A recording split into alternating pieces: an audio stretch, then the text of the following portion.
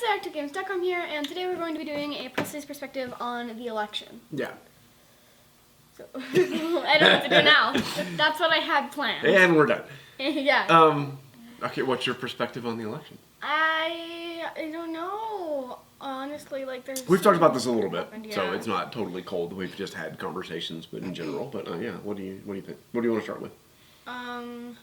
Yeah, I don't know exactly what to start with. You want to start with sort of structure? Let's talk about the whole public. You had a thing. Yeah. So let's talk about the whole popular vote versus electoral college thing, right? Because that's a big part of this election. We'll talk about some of the specifics and what people are worried about and things like that. But let's start with, a lot of debate again around one person winning the popular vote and another person winning the electoral college, and the person that wins the electoral college becomes the president, right? Or more concisely, a lot of debate about the person who got the most votes didn't become president. Yeah. Right? And so people are kind of up in arms about that, right? Yeah. So let's talk a little bit about, and this is so a lot of this goes back to your man Hamilton.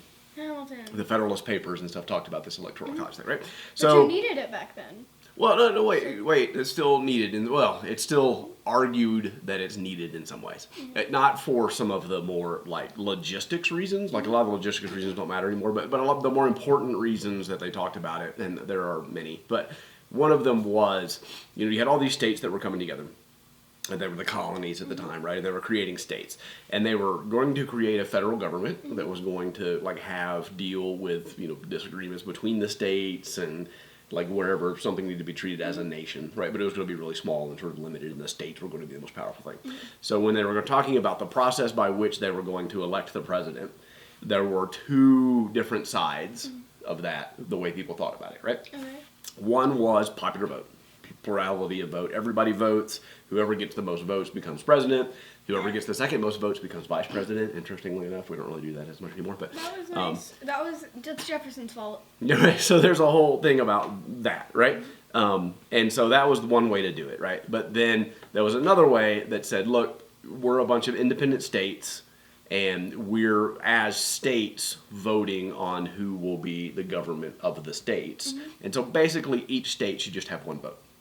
Okay. So we should just say the states decide how they pick who they want to pick, and then those, whoever gets more than half of the states wins, right? And so, or whoever gets the most states. It doesn't have to be more than half. There could be more than two people, right? But yeah, so that those were sort of the two sides. It's whether are the states picking who they want to be president, right? And then they decide how they want to do it. The state governments can do it, or they can have a vote, or they can do whatever they want. And then the states decide, or the people decide. Okay. And the two sides are sort of, if the states decide, if each state gets one vote, then you could have a state that has, a quarter of the population of another state, or, half or less of the population of another state, and their votes count the same. Okay. And so people didn't really like that. That's sort of a drawback, right? On the other side, if you do the people, if it's just popular vote, then you could have two states that have 50% of the people in the country, and you only have to win those two states. And you can just ignore all the rest of the states because you got all the people that live in those two states, right? Yeah. And so this was not necessarily even a direct debate about electing a president, right? This should all sound very familiar to you. It may not, because you may have forgotten some of this stuff. But this is when we were talking about Congress. Now when we talked about it, but when the country was talking about forming Congress, those were the two different things that people were debating. Should you have members of Congress based on your population, or should you have each state has the same number of members of Congress, right? And you remember what the solution to that was? I don't remember what the solution to that was. There's two. There's the House of Representatives and the Senate, right? The Senate, 2 members from every state, so every state has the same thing. The House is based on population. And so you have both, and then they kind of have to agree on how to do something. So it's a compromise. You sort of do both, right? Okay. And so the Electoral College, interestingly enough, is each state has the number of congressmen as electors. So if you have 2 senators, because everybody has 2 senators, and then you have 3 representatives in the House of Representatives, you have 5 electors. And the Electoral College, right? So it follows the same model of the Senate and the House of Representatives. So it's still a little bit biased to bigger states anyway. Well, I mean, it's biased if you look at if you disregard the fact that bigger states have more people living in them, Yes. right? Like if you think that's not important, then you see that as bias. If you think, well, they've got more people that live there, so they should have a bigger Yeah, they vote, should then have it's a not bigger vote biased, anyway. right? And then So you sort of why look at don't we that, just do right? the people? It's sort of, and We you still can have see that. it biased the other way though, where like a small state, a state with fewer people living in it, the votes of those individual people count more than the votes of someone living in a big state. Yeah. Because their representation is based somewhat on each state has a certain level of representation. So it's sort of, if it slants favor in the power. Like you could argue that it slants power in the favor of the bigger states and that it slants power in the favor of the smaller, which means it's usually a pretty good compromise. If both sides kind of don't like it, then usually it means it's a pretty decent compromise, right? And so it's a balance between population-based and state-based representation. Yeah. And so, I think the theoretical minimum is somewhere around 20%. You could only 20% of the people that vote could vote for you, and technically you could become president because you picked off the right states and did kind of the right things and got the right electors. Yeah. And that's kind of silly, but theoretically you could sort of do that. And there's the whole argument of, do you want people to only have to campaign in New York and Los Angeles and like the big cities, and if they win those big cities, they get enough popular vote that they win and they don't have to worry about the rest of the country, versus, if you have to spread it out and you have to win more. And this is way outside the scope of this conversation, right? But there are lots of other models for how you can do an election, how you can pick people and what voting models look like that deal with some of these risks actually in a much better way. Like it's ridiculously difficult to go and try and get people to change the way that they vote, but there are lots of other voting models that address these kinds of problems. But that's why we have the Electoral College, right? And those are the rules. And so one thing that's really important to point out is you'll hear people say a lot, if we went by the popular vote, Hillary Clinton would be president right now, right? Well, she's not president in the first place. Well, she would have would won. be. Yeah. That's not necessarily true. Yeah. Okay? So what's important to remember there is that both Hillary and Trump and their campaigns knew going into this election that the Electoral College is what matters. Yeah. And so when they built their campaigns and they decided where they were going to go and who they were going to campaign for and where they were going to try to win votes, they were doing so based on the fact they knew that they needed to get the Electoral College votes. If they had gone into this campaign and the popular vote was what mattered, and they knew going in that whoever got the most votes was going to win, they would have campaigned completely differently. So it would have changed the outcome. You can't assume that if we went by popular vote, things would have gone exactly the same way that they went in this election, because they would have done things differently, because the goal would have been different. Our rules are that if you win the electors, you win the presidency, and so that's what happened, and that's how people, that's how they campaigned and how they structured their campaigns and how they decided what they were going to do. They would have done something different if they had been trying to win the popular vote. So it's not a foregone conclusion that Hillary would have won if you went by popular vote, just because that's what happened in this outcome. Okay. So it's kind of an important thing too. You'll hear people say that a lot, and you can certainly point out that that's not necessarily the case. Yeah, they would have campaigned differently. They would have campaigned differently. That's right. But fundamentally too, like this is how we pick a president, and these are the rules, and they followed the rules, and Trump won, and Trump's going to be our president, right? And we have a respect with like this whole. You'll also hear peaceful transition of power used a lot, right? So we do, even if we don't agree with the person that wins, and we don't think that's the person that should have won, we peacefully pass power over to them, and elections have consequences is something else you hear a lot, that person will do things that we don't agree with, but they won, like they won the electoral votes, and they got to become president, and the fact that they got to become president means they get to do certain things whether we like them or not, right? Okay. And in this case, we'll see. Okay, so what are your thoughts on that? I talked a lot through that section. That was a lot. That's a really complicated thing, though. Yeah. I'm trying to simplify it as much as I can. But what do you voted yet? What's that? The electors have not voted yet. So technically, is it theoretically possible for someone else to win? It is. So the electors are either not bound necessarily to like there are people that are bound by their state's vote. They can, but most of those are fines. Yeah. Like that person could be fined $1,000 if they don't vote for the person that they're supposed to vote for. Yeah. But the electors go and they vote in December 19th, and they can vote for somebody else, right? And so they could vote for whoever they wanted to. And if enough of them got together and voted for anybody, that person would become president, because that's how we pick a president. Never happened.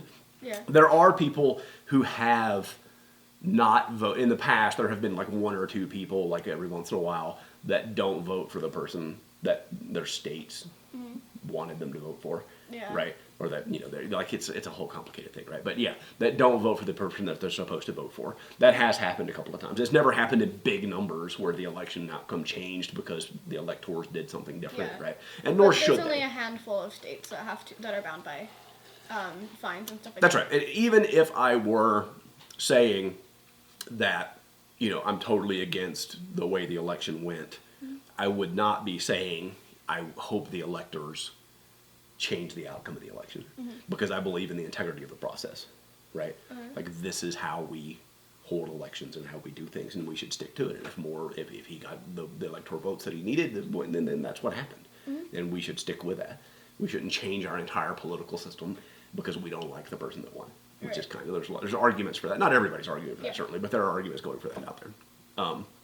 Yeah. So what do you think about the Electoral College in general? Like as a concept is the way we've kind of explained it. I mean, I suppose you could kind of have needed it because you don't really. It would take forever to count everyone's vote for president. Like I said, there were It was logistical reasons to kind of do some of the things about travel and things. Like none of those really matter anymore. It's all about and there were also some things about the southern states and how their slave populations counted in the elections and stuff that's kind of crazy that we don't need to get into. But it was really about whether each state has a vote, the votes are based on state, or whether the votes are based on population. And then so it really gets into rural versus urban. Like people who live in cities will always have, like New York, and will always have more people in them than, Montana and, areas that have huge farmlands and things like that. People who live in the country versus people who live in the cities. And so if you're really population density based, the cities are going to be able to overrule what happens in the country. And then you get this thing where the people who live in the city are making decisions for the people who live in the country that don't help them and don't apply to them, and so you need to try and balance it. It's like I said, it's a really complicated thing. And whether the Electoral College is the right way to address those concerns is a completely separate debate. Yes. There are better ways to deal with that kind of a concern, but that's why we have it, and that's why it exists out there. And I'm not a fan of it, frankly. Like I would prefer a popular vote election, and I've said that for a long time, right? But there are other things that I would prefer more than a popular vote election, but that would be harder to do. Yeah. And are way outside of the scope of this conversation. Too many things. Okay, so let's talk just a little bit about Other things. Yeah, well, about this actual election, right? About sort of the Trump versus Hillary thing, right? Yeah, we talked about that. So there's a couple of big things that I think are really important in the conversations that are going on right now, right? People are really worried and concerned about Trump, right? And in a lot of ways they should be, and it's fair to be, and in some ways I think it's less so. There's two different ways to look at what's going to happen over the next 4 years, let's say, right? Okay. Trump's presidency, his first term in office. There are the things that he's going to do in office, the policies, the laws he's going to pass, the things he's going to work with Congress to get done, and the actual job of the president that he's going to do. And people actually seem to be much less concerned about that piece of it. Right? There are people that are certainly concerned about that, but people seem to be less concerned. On the other side, there's sort of Trump the person and his rhetoric, you could say, I suppose. The things that he said and the people that he sort of said bad things about and people are concerned about. And the fact that, he became president on the back of saying some things that people look at as really negative. And that the concern is that not necessarily that he is going to do things and act out on those kinds of things that he said, but that there are lots of people in the country who feel empowered now that he's won, and they think, oh, okay, well now we have this person who thinks like I do, who became president, and so clearly it's okay now to have these ideas, and like racist or xenophobic or homophobic or whatever those ideas are, right? That Trump's followers may be more of a threat. Like this segment of Trump's followers that have the idea may be more of a threat to the country than Trump being president is. And he's empowering those people, and that's what's scaring people, is that those people now think that it may be okay. And I'm sure you're seeing a ton of people talking about stuff that's going on, right? You got to be a little bit careful about that because it's people posting on the internet anecdotes about what happened to them, and I'm sure there's some piling on. I'm sure some of it's happening, I'm sure some of it's not happening, but I'm sure some of it is definitely going on out there, right? And so it's almost like I equate it a little bit to like sports, where you can see a team and you can be like, look, I really love that team, or I don't love that. I like that team. I like what they do. I like their coaches. I like their players, but I really don't like their fans. Like I don't like that. I don't like their fans TV so shows. much. I do that with TV shows. Yeah, well, like all with the TV time. shows, like the show's okay, but I don't like the community, the people that watch it. So there's a lot of people that's why they don't like Trump. It's not necessarily what Trump himself does or will do or is going to do. It's what these sort of hardcore supporters of Trump that have some dangerous ideas, right? Yeah. I have teams like that that I won't say who they are, but it rhymes with Dallas Cowboys. So you may not like the fans a lot in that kind of way. So I think that's a big part of what's going on too, right? There's this whole division about what is he actually going to do legislatively and in the executive branch, and who is he going to put in power, and what's going to happen there. And I think there are people that are certainly concerned about that. People that tend to be a little bit less concerned about that than these other things that are likely to happen. And one reason that it's right to be a little bit less concerned about that is because they expect. You said this. Yeah, please. They expect that they can go out and they can shoot a black person or they can shoot a gay person, and Trump will say, "Yep, that's okay." Yeah, right. So that's the soft side, right? Someone who thinks like, "Oh, this guy's on my side now. Now it's totally fine to go and do these xenophobic, homophobic, racist things, and Trump's going to be totally cool with it. He'll pardon me for doing it." Well, So Trump's not that's not going to can't happen. Do that. Well, he could technically, Technically. but it's not going to happen, right? Yeah. Those people are very wrong about that, right? But the reason that I think people should be less concerned about the policies that he does is that every president can undo what the previous president did. Yes. Right? So even if Trump were to go in and do some rough things over the next 4 years or even 2 years, because there's the midterm elections, we sort of talked about that. And then we can stop. Then another president could come in, we could vote for someone else who comes in and undoes. Because Trump is talking about undoing a lot of things that Obama's done, right? Mm-hmm. And so in the same way, the person who comes after Trump could undo a lot of the stuff that Obama did, right? There are some things that make me a little nervous about like when we sign treaties as a country or some of the trade agreements that we put in place. And even though I don't like some of the trade agreements in a lot of ways, there's sort of this idea that we as a country agreed to do this thing. And then, but then the next president can come in and undo that, right? Yeah. And if we keep doing that and sort of flip-flopping and then changing things every time a new president comes in, no one's going to want to sign agreements it's harder to sign an agreement with people. That's right. So that's a little, like there's some tradition and some things, and then it's this whole thing about I don't really like that trade policy, but we sort of agreed to it as a country. Should we stay with it because we agreed to it and just like honor our word, or because it's not perfect, should we change? Like it's ridiculously complicated things, right? Things. But from a policy standpoint, no matter what happens, it can be undone, yes. Right? There are some additional risks with putting people on the Supreme Court because that's a lifetime appointment, and so if he puts a bunch of people on the Supreme Court, then you've got decades maybe of those people sort of making decisions. Like there's a lot goes on, but even the Supreme Court can be counteracted by legislation.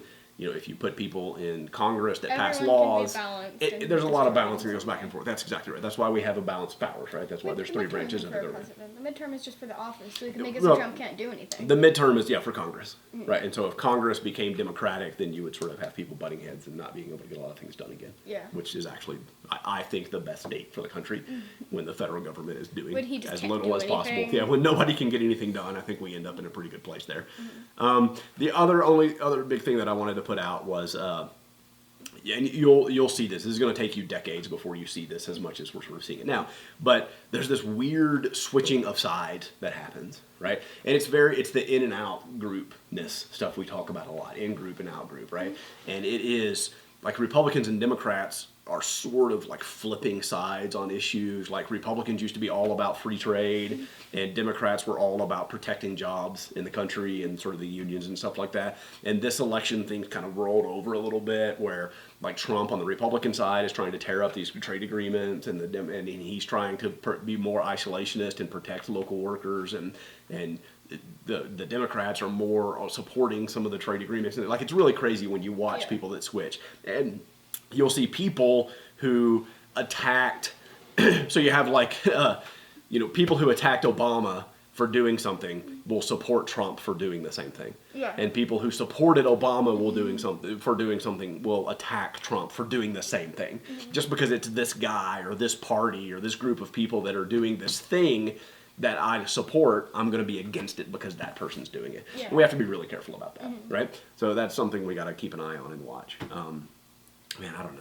There's so many things. There's so many things. It's such a complicated topic, right? Mm-hmm. But like our lives day to day getting up, going to work, you going to school, doing our homeschool stuff, right, are not going to dramatically change over the short period of time, right? And even if things bend and move in a direction we don't like, as a country, the country is designed to be able to move back the other way and undo a lot of those things and put us back where we need to be. So like fears and concerns that you have, there are ways around those kinds of things and nothing is permanent, right? This too shall pass. It's one of my favorite quotes, right? Like no matter what's going on and what this is, it'll pass and something else will come down the road. And so as people are concerned about these things, like It'll change. It'll change. It'll definitely change. No matter whether you support it, whether you're against it, like what's going on, it's going to change over time. Yeah. Yeah. So what are your overall thoughts at this point about Overall thoughts, yeah. about the election? So many things to Yeah, I know. have thoughts I know. on. I feel like I talked for 20 minutes and you listened, so Yeah. I want to hear what you have to think. Yeah, I mean, like, it can all be undone at some point. Yep. And, like, I guess hopefully the ideal, well, there's, like, two ideal things. There's the ideal thing that Hillary can get into office, and then we kind of stay the way we are, and nothing terrible, and nothing that we don't agree with can happen. And then there's also, in the midterm, you make the parties democratic, and then he can't get anything done whatsoever. Right. Because everyone's fighting, and nothing is really changing, and everything's just the way it is. Right. And then nothing changes, and that's Yeah. good, because a lot of people kind of think that they want radical change. They don't want radical change. But who knows? Yeah. I mean, you got to put yourself in other people's shoes. It's John Green's thing, right? Everybody is a complex individual, Yeah. right? And that was one of the things we talked about a little bit with, like, there's this, Trump was fighting a battle and trying to win an election, and he was saying a lot of horrible things, and in a lot of ways he was probably trying to say a lot of those things to get votes, right? Yeah. And so you end up with this really weird thing. We've been talking about, like, Trump the person and personality and things that he said versus his policies and what he's going to do when he's legislating, right? And normally people sort of glom onto one of those things or the other, and they're sort of offended by the other. And so, but in Trump's case, you had this really weird thing that happened where he had one group of people that were supporting him because of these terrible things that he said, and you had another group of people that were supporting him in spite of these terrible things that he said because they supported his policy so much. And so they would say, yes, that's absolutely true. These things that he said are terrible, but he's going to do all of these things that I care more about than I care about him saying these horrible things, right? Yeah. And then you have people that said, oh, he said all these horrible things they wouldn't say horrible things. They would say he said all these awesome things that I totally agree with, Yeah. and we should do all of the stuff that he's talking about. And even though he's going to do some stuff over here on the policy standpoint that I don't agree with, it's more important to me that he's going to do all of these things that I agree with. Yeah. And so it's weird for a candidate to sort of pull those things together, Yeah. and have people that are voting for his ideas and things that are non-legislative, and then people that are voting in spite of those because of his legislative ideas. Like, I think this is an election that's going to be studied for a lot of years. Yeah. People are going to pay attention to what happened here, and how he managed to win, because no one thought he was going to win, right? Yeah. And so it's a really interesting election. And so I think it's wrong to say, like, there's this group of people, like I said, that support these things that I consider to be terrible things that he said, right? It's wrong to just paint all of Trump supporters with that brush, Yeah. and say everyone who voted for Trump or supports Trump into office is one of these people, and the reason they did it is because they're racist or homophobic or whatever, right? I think it's totally wrong. I think there are people that like the idea of what he's going to do and how he's going to shake things up in office, and even though they too agree that some of these things that he said are deplorable, it's more important that they get somebody in there that shakes things up and does things weird. Yeah. And so it does things weird. I'm not sure what that meant. That like changes the way that things work, right? So it's more important, even though I disagree and I think those are terrible things that he said, it's more important that he's going to do these things, and I'm willing to live with that to get this. Okay. Right? Yeah. And so be really careful when you're talking to someone, even online or whatever, that is a Trump supporter or is supporting Trump and putting things in. Don't put them in that bucket, right? Do the John Green thing, and that's a complex individual, and they have complex motivations, and they have reasons that they're doing these things, and they're not always. Don't always think the worst of people for doing the things that they do. Yeah. Right? There certainly are people out there that's why they support him and that's why they're doing it. But what percentage of the people that voted for him fall into that category? I have no idea. Yeah. Right. Okay. Also, important thing that I'm just gonna put right out there.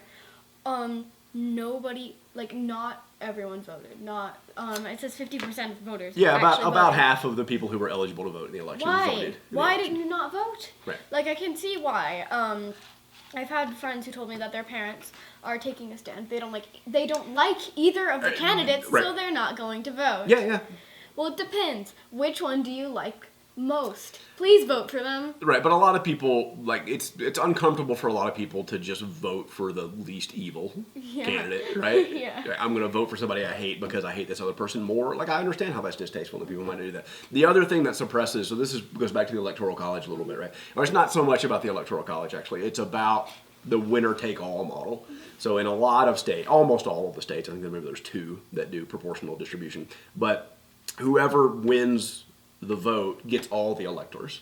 So if one candidate gets 51% of the people vote for them and the other gets 49% of the people that vote for them, the 49% get nothing out of that. The 51% person gets all of the electors, right? They win everything out of that state. And so if you look at a relatively safe state like California right now is Democratic. Yes. Like, Democrats going to win that. If you look at Texas, a Republican is going to, or won. Yeah, the Republicans are going to win that election, right? Didn't it turn blue this? No. Oh, it did. It So did on some map. if you are in Texas and you're a Democrat, you might not vote because you know your vote's not going to matter.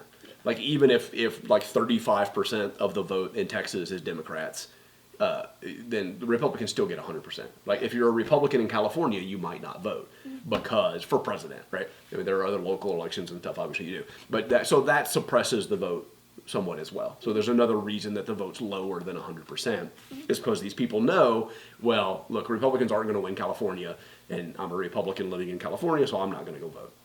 There's no point in me voting for president because it doesn't matter. Yeah. It doesn't change the election one. Why don't we have proportional things? Can you change that, please? That's a whole, like I said, there's all Why kinds is of, it- you and I will what is have, wrong with you and our I can have a lot country? bigger conversations about how we should elect people. Yeah. Cool. All right. Anything else that you want to talk about? No, because this has been way too long. Yeah, I know it's pretty long, but there's a lot to cover here. Yes. And like obviously we're going to moderate comments on this one quite a bit, so be nice. Certainly express your opinion and let us know what you think about it, right? But be Don't fight everyone. In the no comments, please. name calling, none of that stuff down in the comments. But I'd love to hear what you guys nice, think about what's please. going on and what's going to happen and what your fears are and what your hopes are and what if you support what's going on and stuff like that. Like, I'd love to hear what people think more about it. Right? Right. Anything else? No. Okay. So yeah, thank you for watching. Click just the subscribe button if you want to see more of these Presley's Perspectives things, and I will see you tomorrow. Bye! Bye, guys.